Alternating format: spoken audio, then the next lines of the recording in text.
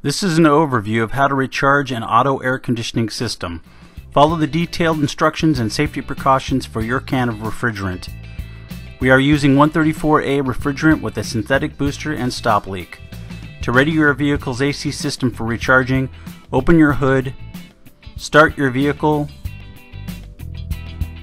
and set your AC and fan to maximum.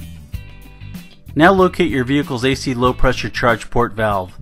Remove the cap and attach your refrigerant's hose coupler firmly onto the low pressure charge port valve.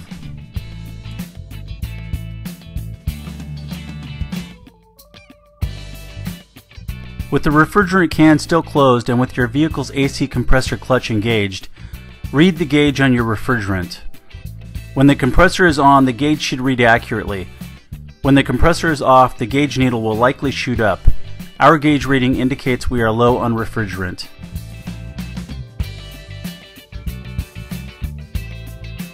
If the pressure reading is already above your refrigerant manufacturer's stated pressure range, do not attempt to fill. If your compressor fails to turn on, your system may be completely void of any coolant.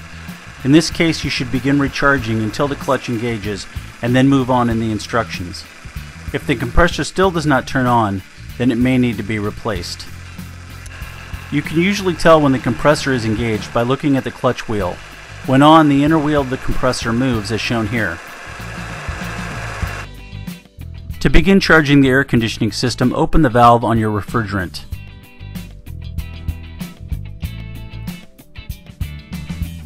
As you charge the system, hold the coolant can as upright as possible and rotate back and forth or side to side every few seconds. Close the refrigerant valve every 10 to 20 seconds and then recheck the gauge when the compressor is on. Do this until you reach the proper pressure range as stated in the instructions of the refrigerant you are using. Once in your refrigerant manufacturer's stated pressure range, close the valve, release the hose coupler from the low pressure port valve, and replace the cap. If you find that your air conditioning loses its cooling ability after recharging, you may have a leak. Find an auto air conditioning professional for repair.